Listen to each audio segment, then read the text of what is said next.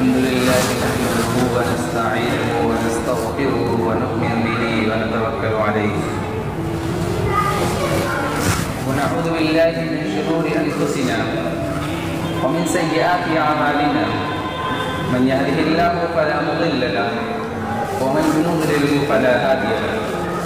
ونشهد أن لا إله إلا الله وحده لا شريك له ونشهد أن سيدنا وسندنا وحبيبنا ومولانا محمدا عبده ورسوله صلى الله تعالى عليه وعلى آله وأصحابه وبارك وسلم تسليما كثيرا كثيرا. أما بعد فأعوذ بالله من الشيطان الرجيم. بسم الله الرحمن الرحيم. قل هل يستوي الذين يعلمون والذين لا يعلمون. آمنت بالله صدق الله مولانا العظيم وصدق رسوله النبي الكريم ونحن على ذلك من الشاهدين والشاكرين والحمد لله رب العالمين. معزز سامعین کرام اور غیور نوجوان ساتھیوں، آپ حضرات نے علم دین کی فضیلت اور اہمیت کو بہت ساری کتابوں میں پڑھا ہوگا، بہت سارے خطیبوں سے سنا ہوگا کہ علم دو طرح کا ہے، ایک دنیاوی اور ایک اخروی. علم چاہے دنیاوی ہو یا اخروی انسان کو عزت و فضیلت عطا کرتا ہے، لیکن دنیاوی علوم صرف دنیا تک ہی محدود رہتا ہے، اور اخروی علوم انسان کو دنیا اور آخرت دونوں جگہ میں ذلت و رسوائی سے نجات دلاتا ہے اور عزت و شوقت عطا کرتا ہے. اخروی علوم کی فضیلت اور اہمیت آیات قرآنیہ اور احادیث نبویہ میں بکثرت وارد ہوئی ہیں. اللہ تبارک و تعالی ارشاد فرماتا ہے قل هل يستوي الذين يعلمون والذين لا يعلمون، کہ اے محمد صلی اللہ علیہ وسلم آپ کہہ دیجئے کہ اہل علم اور اہل جہل یکساں نہیں ہو سکتے. جس طرح کی توحید اور شرک یکساں نہیں ہو سکتے، جس طرح نور اور ظلمت ایک جگہ جمع نہیں ہو سکتے، اسی طرح اہل علم اور اہل جہل برابر نہیں ہو سکتے. اللہ کے حبیب صلی اللہ علیہ وسلم نے ارشاد فرمایا کہ فضل العالم على العابد كفضل القمر ليلة البدر على سائر الكوكب، کہ ایک عالم کی فضیلت عابد پر ایسی ہے جیسے 14ویں رات کے چاند کی فضیلت تمام ستاروں پر ہے. حضرت عبداللہ بن عباس رضی اللہ تعالی عنہ فرماتے ہیں کہ دوسرے مومنوں کے مقابلے میں اہل علم کے 700 درجات زیادہ ہوں گے، اور ہر درجوں کے درمیان جو دوری ہوگی، جو مسافت ہوگی، جو فاصلہ ہوگا وہ 500 سال کے برابر ہوگا. لیکن آج کے دور کے مسلمان اپنے بچوں کو دینی تعلیم سے دور رکھتے ہیں اور اپنے معصوم بچوں کو افرنگی تعلیم دیتے ہیں. یہ صرف شیطان کا فریب ہے. وہ شیطان جس نے یہ عہد کیا ہے کہ بنی آدم کو جہنم پہنچائے گا، وہ شیطان جو ہمارے دین و ایمان کا دشمن ہے، وہ شیطان جو ہمارے معاشرے کا دشمن ہے، وہ شیطان جو ہماری سوسائٹی کا دشمن ہے، یہ شیطان ہمارے اصلی دشمن ہے. اپنے خوبصورت اور رنگین جال میں پھنسا کر ہمیں تعلیمات اسلامیہ سے دور کرنا چاہتے ہیں. یاد رکھیں، اگر ہم اپنے معصوم بچوں کے خیر خواہ ہیں تو اسے عالم دین بنائیں، اس لیے کہ اللہ کے حبیب صلی اللہ علیہ وسلم نے ارشاد فرمایا یستغفر للعالم ما فی السماوات والارض، کہ زمین و آسمان میں جتنے بھی اشیاء ہیں سب کے سب عالم کے لیے مغفرت کی دعا کرتی ہیں. عالم کے لیے ملائکہ مغفرت کی دعا کرتے ہیں، عالم کے لیے جنات مغفرت کی دعا کرتے ہیں، عالم کے لیے کیڑے مکوڑے مغفرت کی دعا کرتے ہیں، عالم کے لیے سمندر کی مچھلیاں مغفرت کی دعا کرتی ہیں، عالم کے لیے زمین و آسمان مغفرت کی دعا کرتے ہیں. اس کے باوجود مسلمانوں کا حال یہ ہے کہ وہ انگریزوں کے چال اور جال میں پھنس کر اپنے دین اور معاشرت کو داغدار کر رہے ہیں. چاہیے تو یہ تھا کہ ہمارا دین صحابہ کے دین کے مانند ہوتا، ہمارا معاشرہ صحابہ کے معاشرے کے مانند ہوتا، ہمارا کردار صحابہ کے کیریکٹر کے مانند ہوتا، لیکن سب کچھ اس کے برعکس نظر آتا ہے. ایک واقعہ ہے، ایک شخص تھا، اس کی بڑی خواہش تھی کہ اس کی کوئی اولاد میں عالم دین ہو، لیکن اس کی کوئی اولاد نہیں تھی۔ جب اس کی بیوی حمل سے ہوئی تو وہ اچانک بیمار ہو گیا اور اسی بیماری میں اس کا انتقال ہو گیا۔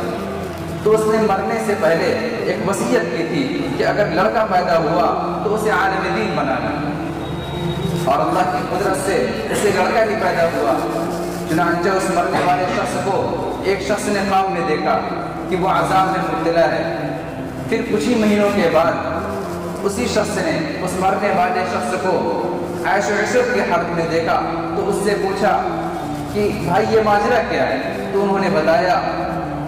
اور جو شخص نے بتایا وہ ہمیں اور آپ کو اپنی زندگی میں لانے کی ضرورت ہے اور اس پر عمل کرنے کی ضرورت ہے۔ اس شخص نے کہا کہ میری بیوی نے آج ہی میرے بچے کو مدرسے کے اندر داخلہ کرایا ہے اور مکتب کے اندر داخلہ کرایا ہے، اور آج ہی میرے بچے نے بسم اللہ پڑھی ہے، جس کی برکت کی وجہ سے اللہ رب العزت نے میرے گناہوں کو معاف کر دیا۔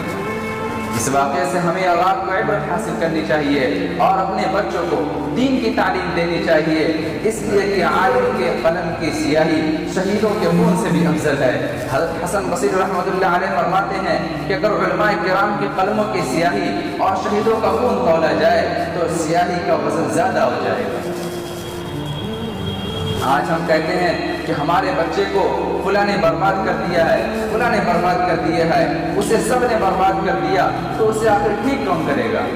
ٹھیک کرنے کا ٹھیکہ ہمارے سر تھا، آپ کے سر تھا، ہمارے باپ کے سر تھا، ہمارے دادا کے سر تھا، ہمارے نانا کے سر تھا۔ اسی لیے جب لوگ کہتے ہیں کہ آج کے بچے بہت بگڑ گئے ہیں، بات نہیں سنتے ہیں،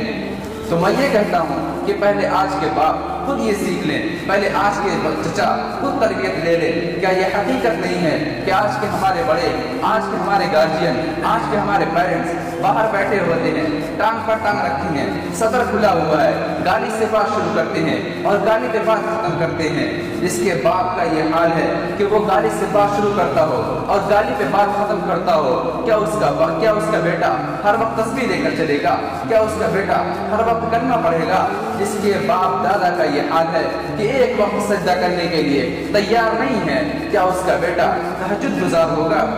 پہلی تعلیم کا اور پہلی تربیت کا ہماری ماں ہے، ہمارے باپ ہیں، ہمارے دادا ہیں، ہمارے نانا ہیں، ہمارے چچا ہیں، ہمارے پیرنٹس ہیں، ہمارے بڑے ہیں، ہمارے گھرانے ہیں۔ اس کو جیسے کریٹ کیا جائے گا اور جیسا بنایا جائے گا، اسی میں آل اولاد ہماری اولاد کی پلتی ہے اور بڑھتی ہے۔ پھر اس کے بعد ہمیں اور آپ کو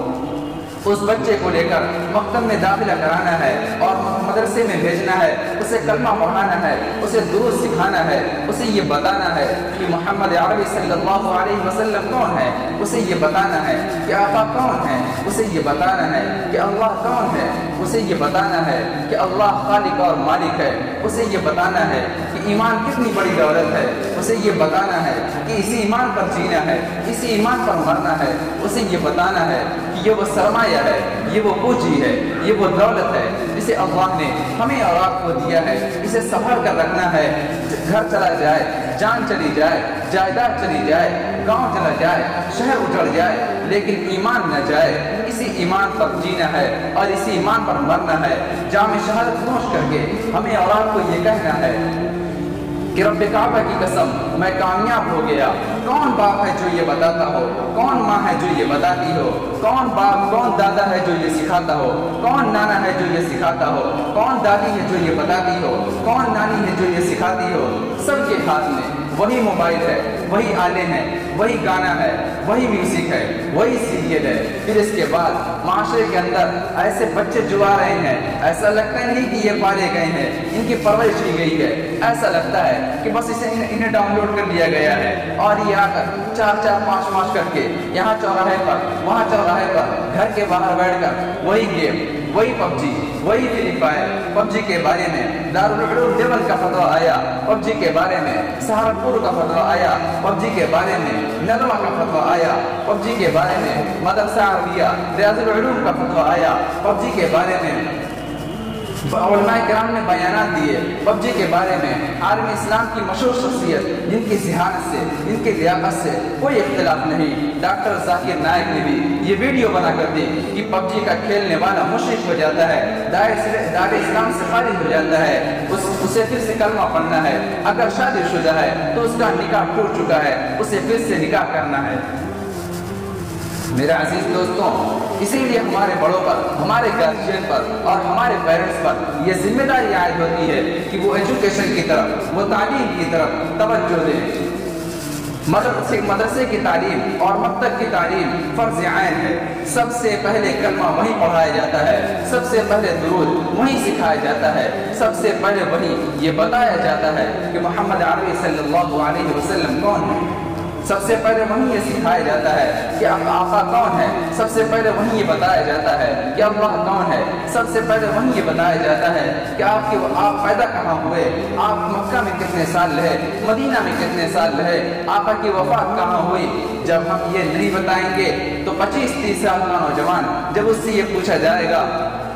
کہ کلمہ بتائیے، وہ نہیں بتا پائے گا۔ اس سے پوچھا جائے گا محمد عربی صلی اللہ علیہ وسلم کون ہے، وہ نہیں بتا پائے گا۔ جب اگر مجرم وہ ہے تو مجرم آپ بھی ہیں، جنہوں نے اس کا کریئر بنانے کے لیے، اس کا فیوچر بنانے کے لیے، اس کا مستقبل بنانے کے لیے اسے غیروں کے ہاتھ میں دیا، ایسی جگہ اس کا داخلہ کرایا جہاں اسے عیسائیت پڑھائی گئی، اسے یہودیت پڑھائی گئی، اسے یہ بتایا گیا، اگر نہیں بتایا گیا تو یہ نہیں بتایا گیا کہ اللہ کون ہے، محمد عربی صلی اللہ علیہ وسلم کون ہے۔ جہاں یہ نہیں بتایا جاتا، جہاں RAT ریٹ اور CAT کیٹ، کتے بلی کے حق کے بارے میں بات ہوتی ہے، جہاں والدین کے حق کے بارے میں بات نہیں ہوتی ہے، پھر یہی چہتی اولاد جب وہاں سے نکل کر آتی ہے تو اپنے والدین کو بوجھ سمجھتی ہے، کچھ دن برداشت کرتی ہے، پھر اس کے بعد اپنے والدین کو لے جا کر کے اولڈ ایج ہاؤس میں داخل کر دیتی ہے۔ جا کر اولڈ ایج ہاؤس میں دیکھو جو وہاں بوڑھے پڑے ہیں، میں یہ نہیں کہوں گا کہ وہاں پر بھیجے گئے ہیں یا بھرتی کیے گئے ہیں، وہاں پر پڑے ہیں، کسی ٹھیلے والے کے نہیں ہیں، کسی مولوی کے باپ نہیں ہیں، کسی عالم کے باپ نہیں ہیں، کسی حافظ جی کے باپ نہیں ہیں تو پیسے والے کے ہیں،